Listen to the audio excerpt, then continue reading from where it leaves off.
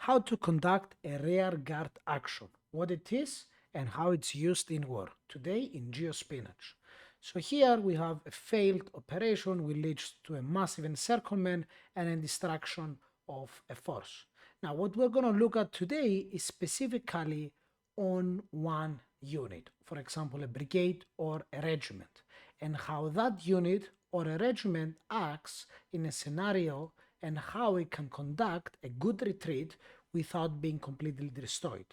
I have a video explaining specifically about how to conduct a retreat, but this video, more on the militaristic game side, will focus specifically on a rear guard action and how a rear guard action is to be executed in war. Now, let's start with some fundamental principles of rear guard actions. So, firstly, utilize the fog of war. To conduct a rear guard action to begin with, it means you already know that your army is going to retreat.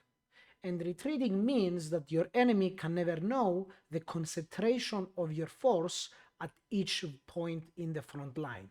Even if it has good technology and it has already observed your forces at time A, for example, while you retreat, the enemy does not know. So you should utilize that for war. So you also should utilize terrain. The terrain should work as an anchor point. So you anchor your defenses while you retreat. The main concept of a rearguard action is that you have your forces spread out and then you gradually retreat piecemeal. So patch, retreat, retreat, retreat. So you retreat piecemeal until you go up to a position where all of your forces can get away. Now, it's always important to retreat piecemeal, always maintain engagement with the enemy. So to discourage him using heavy initiative, never lose organization and discipline in the army, never abandon heavy equipment, because if you do, the fighting capability of your whole unit gets massively decreased in the future. That makes your whole operation useless to begin with. Keep the attacker on its feet. That implies utilizing the fog of war, utilizing ambushes, and never being exposed. And something very important, inevitably you will suffer quite a lot of casualties. The whole point of conducting a rearguard action is that you know that you have to retreat, and you are doing so in a manner that will reduce the casualties as much as possible. Now let's go to the scenario. Here we have the black team that knows and expects a massive attack from the red team. So the forces of the red team you see over here will gradually get multiplied to the point that this position for the black team is practically unavailable, so it will unattainable. So it's impossible for them to actually maintain. Also important to this, each unit is a platoon. Okay, they also have some let's call it heavy equipment, heavy anti-tank artillery pieces across the front line in platoons, let's say. Okay, how will they conduct a rearguard action? Now, to conduct it, as we said prior, you know you are expecting an attack, so you are preemptively moving first. So in this case, the black team moves first. The first idea is to conduct some sort of a defense, because again, fog of war. Here you see both sides, but in reality, the black team can't really know where the red team will focus, so they don't know where the main thrust will be and from which direction. So they should always be ready for any attack from any direction. So firstly is to create a protective line over here. Doing so will protect the road of escape.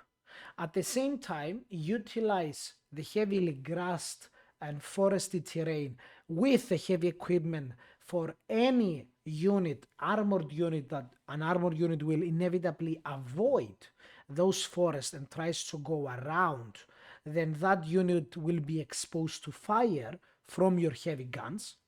And at the same time, utilize good terrain, the so-called anchor points, which in this case is this city, to delay the enemy as much as possible. The same applies for this hill and this hill over here. At the same time, you gradually create some defensive positions here. So this platoon is going to move into these positions and start digging in as much as possible. And at the same time, everyone else retreats to the major city, which is the strongest defensive point on the map. Moving on, we see the red team reacting. Now, the black team has already moved into their positions. They are starting to dig into those positions, but not too deep, and they're expecting the main onslaught. And the general plan in this scenario for the red team is, because they know more reinforcements are coming in, and general assault from the south to utilize the open terrain that exists over here, and at the same time a general attack from across the front line, because they don't know the general strength of the enemy and they're relying on numbers. And as this scenario progresses, we see here that the armor platoon of the red team gets massively exposed by fire on all of its flanks. So the let's assume the platoons have some light anti-tank equipment, and at the same time the heavy artillery piece platoons have ranged the armored platoon and are firing upon it. At the same time, the units over here are getting fired upon from a good defensive position, as we said prior, from a top of a hill. As a result, they start to receive casualties. And the enemy in the forest on the north gets kind of ambushed and gets massively attacked, while the rest of the troops are bogged down in the village fighting. At the same time, the units over here gets surprised by getting attacked on both sides and thus receiving quite a lot of casualties. Now, here you can see the casualties received, and nonetheless, the red team continues as more and more reinforcements come in, and they will continue coming in. Then we move in, and the general plan for the red team is that, okay, I received some fire, so I'm going to try to exterminate the foes here, try to completely outflank the enemy as much as possible, bring more reinforcements, and completely abandon these positions over here, so I don't care about attacking them. And the unit over here has received casualties, so it's retreating and regrouping to relaunch an attack, and gradually, so the red team starts using more cautious tactics because it got a bit surprised. So they attack gradually. And at the same time, the gradually attacking from the southern, from the eastern flank over here to capture the hill, which is quite hard to do, and gradually create a strong force over here before launching an attack on the city. Because of the surprise they suffered prior, the red team now starts to become way more cautious. Now the black team gradually now retreats to this pre-existing defense position we talked prior. At the same time, they are establishing their good positions over here, as well as, since they have already engaged the enemy in the forest, and game theory wise, they are not expecting the enemy to engage them at the forest, they are abandoning the forest for better defensive positions, as well as this more village to utilize the anchor point over here, but they are sacrificing one platoon to pin down as many forces as possible to allow these maneuvers to occur on the battlefield. So as these maneuvers occur, again we see the red team getting ambushed over here. So these units practically almost completely destroyed because it gets fire from all sides as well as with heavy firepower. The infantry gets slaughtered again because while being attacked, while having more numbers across the field, the black team has superior forces and better defensive positions, and they are then defenders, so it's easier to fire on a moving target, and the reinforcements of the mechanized units start to receive way more casualties. The same thing has happened with the armored platoon, and this time the heavy artillery anti-tank platoon is in a better position and closer, and thus causing it more damage.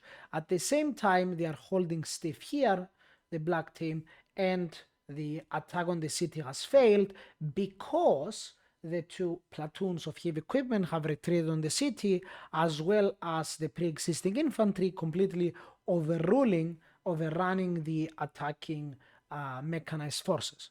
Now, as the battle progresses, this is the ideal plan for the black team. Let's not forget the concept is to actually retreat. Since they caused a shock and a damage to the enemy, and they know they have done so, it's very important to quickly retreat and acquire better positions in doing so. The idea is to completely abandon the hill now, because they know while the hill is a good defensive position, they will eventually get overrun. So those units will try to retreat to this position over here, which by this point has already been dug in well by the pre-existing platoon units. So they will go to find prepared defensive positions. At the same time, some units are gradually going to start retreating away from the battlefield. The same applies from the western front. And at the same time, they rely on some anchor points on 3 platoons to hold off the main points while this operation takes shape. And now introducing the fog of war, just to show you that the side from the red team, that they don't really know what's really happening on the other side. So the armored has received quite heavy resistance, so now they are expecting their reinforcements to come in before launching an attack. Thus, you reduce the initiative of the enemy and allowing you to conduct your rearguard action. At the same time, the red team will destroy the forces in the city, reorganize and create a strong punch. And the same will happen over here. And because of the casualties already received previously on the hilltop over here, the red team will attack but be way more careful and thus not utilize a lot of initiative but using cautious, because they know they have the numbers and they will eventually overtake the position. Moving forward from this, we come to a scenario where the black team has already managed to retreat some of its forces, so gradually moving them away from the battlefield. The forces that were based as an anchor point are firing upon the enemy, and the same happens over here. So those units are assembled, but they are in the open, so they are still continuously receiving fire from the enemy. So they try to be as away as possible from danger, and thus not allowing them to actually see what's happening, and thus the black team utilizing the fog of war. And the same happens over here. Now, as we move forward, the red team, as it has encountered resistance over here and here and here, and now it has the strength, since the reinforcements have arrived, is going to strike and eliminate this position, and at the same time try to push through. At the same time, the black team will start gradually completely withdraw its forces away from the battlefield and piecemeal remove its most important units, while keeping some units to maintain the last defense and to allow the rest to leave, because you never know if the enemy might try to do something extreme. But as you have seen, the enemy is actually now using more caution, which is more logical since they already encounter quite heavy resistance. Now, moving forward, we come to a scenario such as this. Again, the already in damage 2 platoons, armor and mechanized, had managed to push through, but because of the pre-existing heavy anti-tank units over here, the platoon units over here and here, again, they are getting fired upon from all sides and thus receiving quite a lot of casualties. They are forced to quickly retreat before they get decimated, and at the same time await their reinforcements from the west. The units here got eliminated, and this unit gets a lot of casualties, but as you can see, because they managed to create a bottleneck, these two units, so anchoring those two positions, they created a bottleneck and a kill zone. They managed to hold down a whole battalion worth of troops. And this example is not something extreme. Like, this is something we've seen quite repetitively in war. Small units in the short term can maintain quite large formations pinned down if they are holding quite good positions and they have quite a high morale.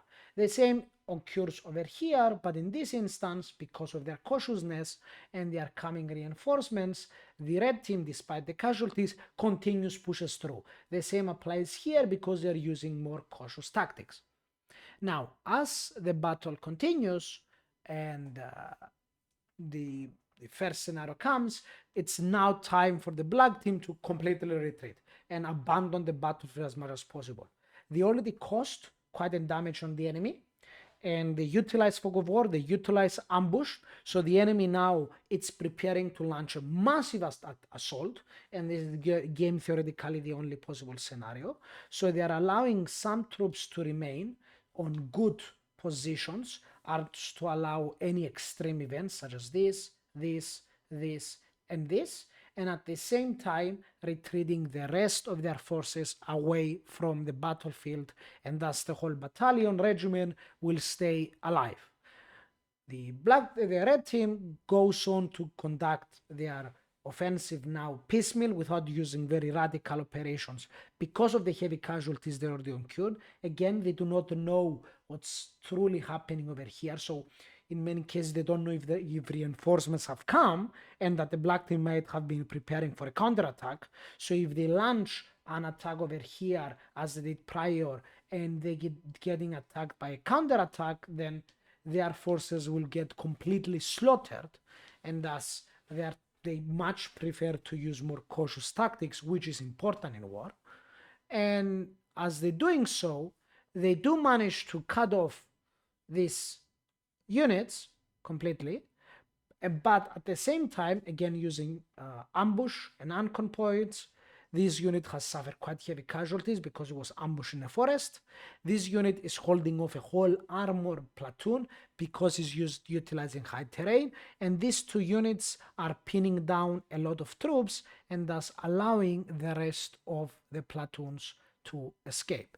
Now, the two remaining platoons that are not surrounded retreat while the rest are lost. And in this scenario, out of the 20 platoons, 15 have survived in generally very good shape without receiving quite a lot of casualties. And most importantly, 3 of the heavy gun platoons have survived, and thus the whole regiment battalion will be able and be battle ready for the next instance they will encounter the enemy. At the same time, while the red team has managed to achieve the position, they had received disproportionately way more casualties. And this is the tactic of a rear guard action.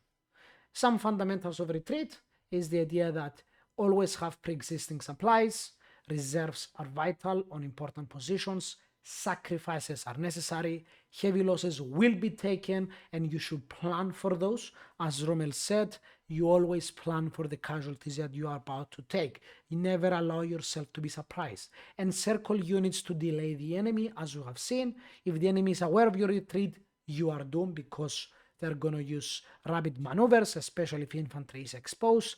Never completely disengage the enemy, so don't give him the opportunity to launch a counterattack and massive initiative, but keep him on his toes. Never stop the firepower, so never allowing him to move into exposed positions, and always retreat to better positions, or in this case, into anchor points. Thanks for watching, and please like and subscribe, and see you next time.